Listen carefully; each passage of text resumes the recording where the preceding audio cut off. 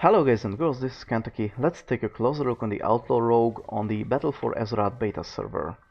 Please note that Outlaw is currently the weakest of the three rogue specs in terms of most situations. Currently, maybe burst AoE situations can be the one that Outlaw outperforms the other two, but Assassination also very good on burst AoE. Subtlety is also very good on burst AoE. Outlaw is slightly better than them. But on single target situations, Outlaw is just way worse than Assassination and Sub. So let's take a look first on the Spellbook, on what's changed. Most important change is Blade Flurry. It is now a buff. It has 2 charges on a 25-second recharge time, and it now applies a buff to you, same as in Legion, but now it doesn't reduce your energy regeneration. It now only makes your single target attacks to also strike all nearby enemies for 45% of normal damage for 12 seconds.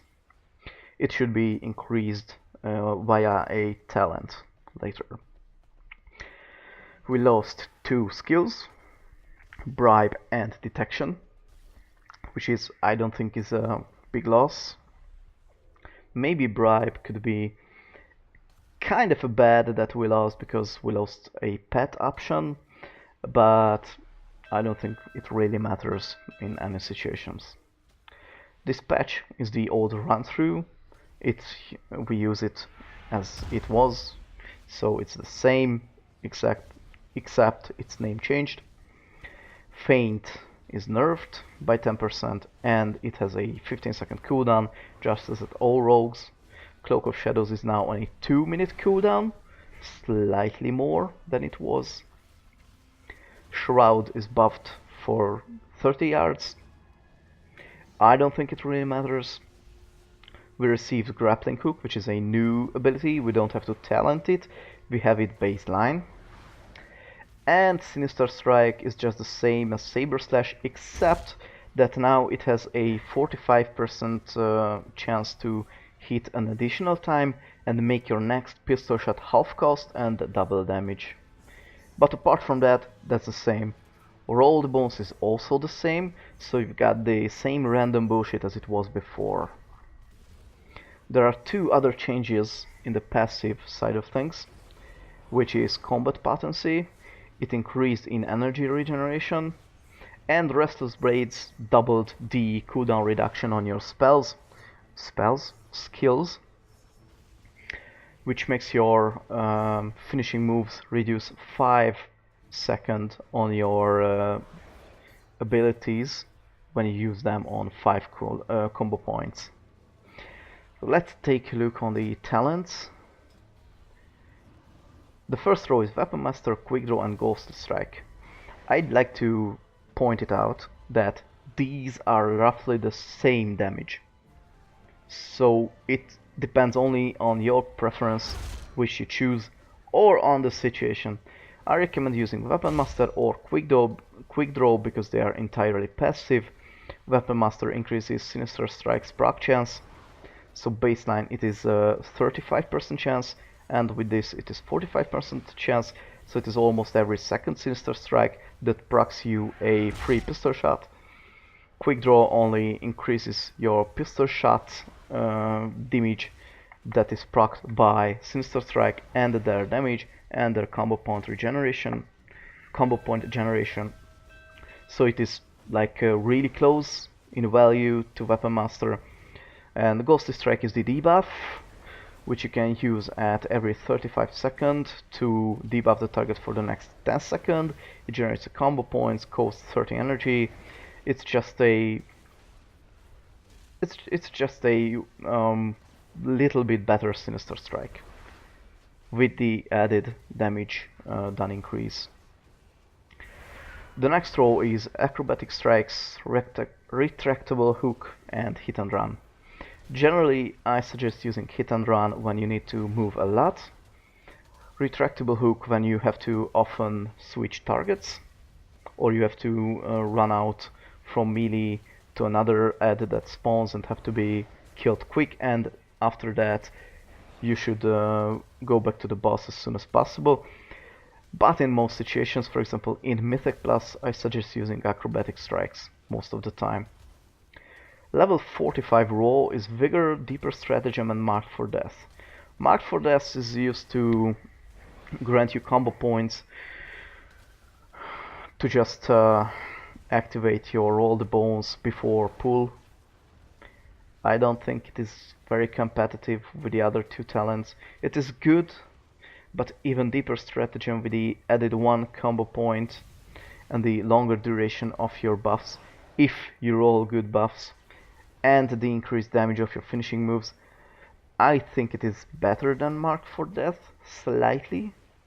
And Vigor with the added energy regeneration and the added maximum energy, I think it outperforms currently with these rather low haste values as we use now both the other talent options.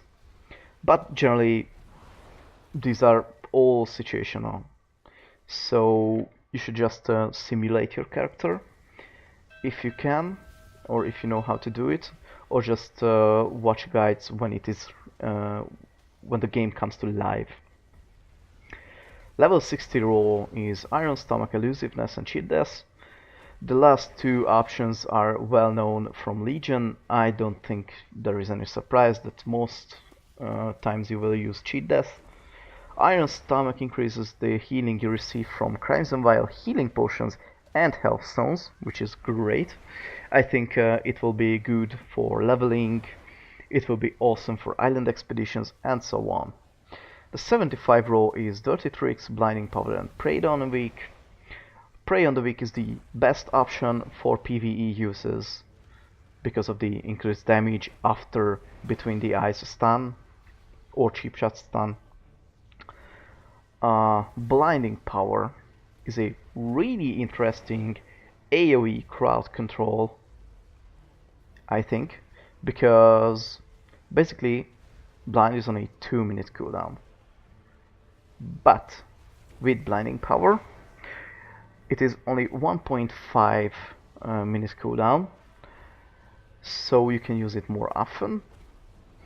You can use it, well, you can't AoE technically because it will only be up for 1 minute, but you can still use it more often, which is great in Mythic Plus.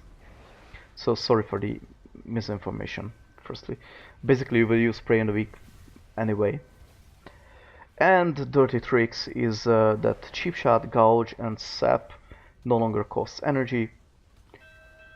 As you can see, this is also useful, but still Prey on the Weak does more damage, so you will use it, I think. 90 Raw, Loaded Dice, Alacrity, Slice and Dice. I think the decision is between Alacrity and Roll the Bones or Slice and Dice. Basically, Alacrity and Roll the Bones is better than Slice and Dice if you roll some good stuff. If you roll bad buffs, then it just sucks. So you should use Slice and Dice, I think. But Loaded Dice is basically a good idea. It is one of our artifact traits that after activating Adrenaline Rush, it causes our next Roll the Bones to grant at least two matches, two buffs. So it generally doesn't worth taking. I think if you like the Roll the Bone stuff, then Alacrity. If you don't like the Roll the Bone stuff, then Slice and Dice, as I do most of the times. And the last roll, it is just between Killing Spree and Blade and Dancing Steel. Blade Rush is currently weaker than Killing Spree and only usable on Cleave or single target, but on single target Killing Spree is much larger damage, so I just suggest to use Killing Spree. Blade Rush should be good for Cleave, and Dancing Steel is of course the best option for any AoE situations. So let's see how it plays on single target. You will just Sinister Strike,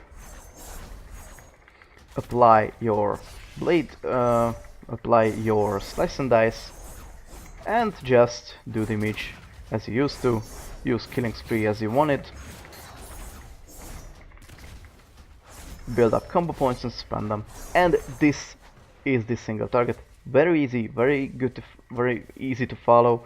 Sinister Strike does most of your damage, which is very interesting because of the 45% chance to hit an additional time. So it basically every second Sinister Strike is a double hit.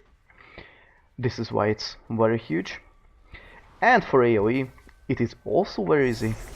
You just build up your combo points, activate your Slice and Dice, activate your Blade Flurry, and just deal a huge ton of damage by your Blade Flurry, through your Blade Flurry. And basically that's it. That's all what a